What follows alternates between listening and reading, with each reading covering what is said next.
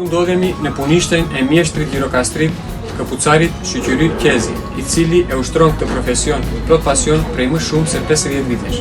Në këtë punishtet e vogël, për plot histori, ai ka riparuar mijëra palë këpucë, një profesion që ndoshta sot po humbet, por për të mbetet pjesë e identitetit dhe krenarisë së tij.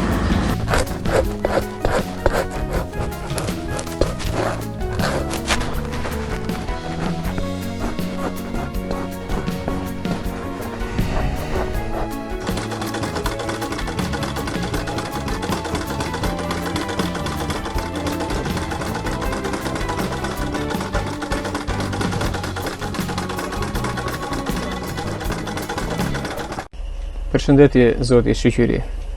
Mund të na thoni kur e ke filluar këtë profesion dhe sa kohë të është dashur ta mësosh këtë profesion?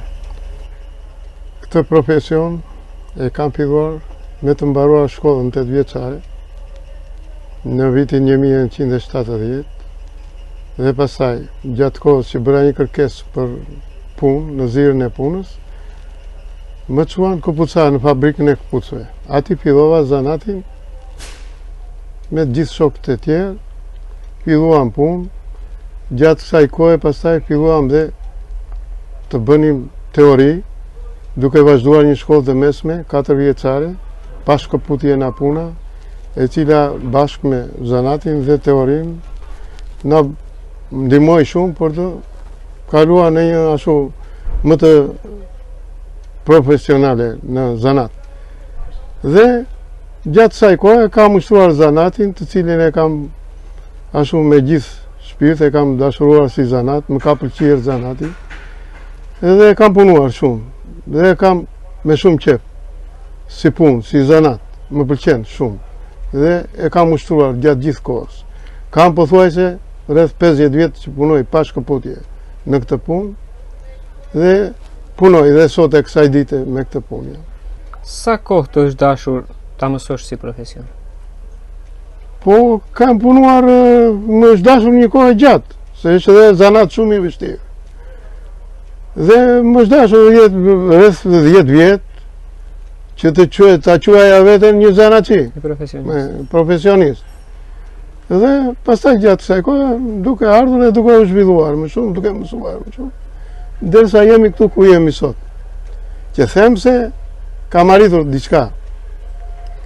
Sa kohë të merr të rregullosh një palë këpucë? Po, them se 8 orë, po. Që të bësh një palë këpucë artizanale, pa ndihmën e makinerive të ashtu, me dorë, si thonë, punë dore. Ju punoni me dorë? Me dorë, më shumë, puna është me dorë, e kupton? Kjo është. Dhe duhen rreth 8 orë për ta mbaruar një model. Çfarë pune keni konkretisht në dorë?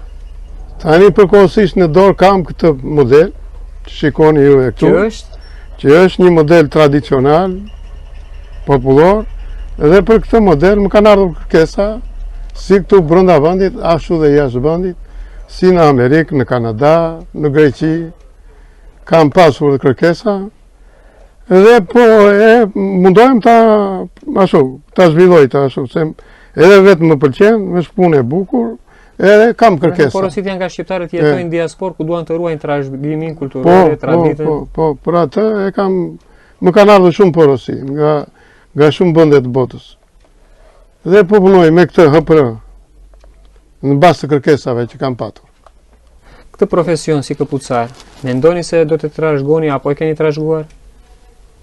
Po them se dua ta trashëgoj, se gjithë kjo pasuri është gjinaj që të vëvej dëm, po akoma nuk jam shumë ashtu se nuk ka rënë çik puna, nuk është ajo. Cilat janë vështirësitë e këtij pasioni e profesionit më saktë? Puna është që të eci puna, të ketë më shumë. Po mes asho këto kohët e punit ka qenë çike e vështirë. Nuk ka pasur shumë tërheqje nga njerëzit, e kupton? Vetëm me këtë, sikur me këtë modelin që kam filluar tani, sikur më ndryshe, më ashtu. Do me thënë, njerëzit kanë tendencën të kthehen te artizanalia, te gjërat.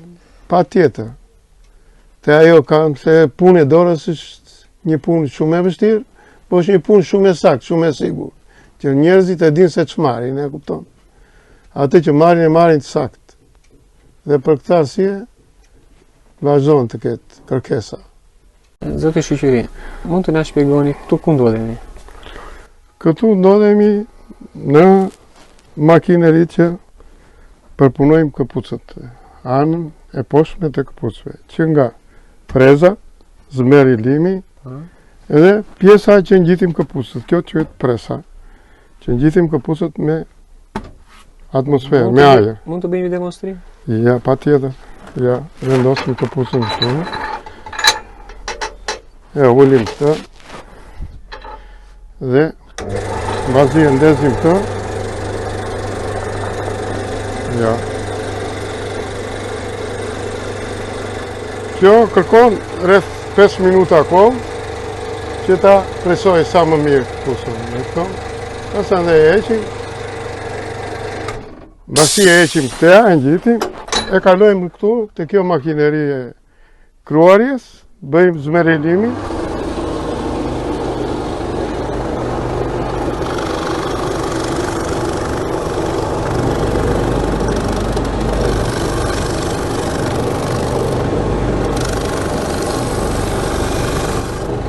Mbasi kemi mbaruar dhe me zmerelimin, domethënë se ka përfunduar komplet, e kalojmë, bëjmë pastrimin te furca. Ja. Por t'i hequr këto mbeturimat që krijohen gjatë punës. Ja. Me një pamje më të bukur do të ashtu. Kjo është.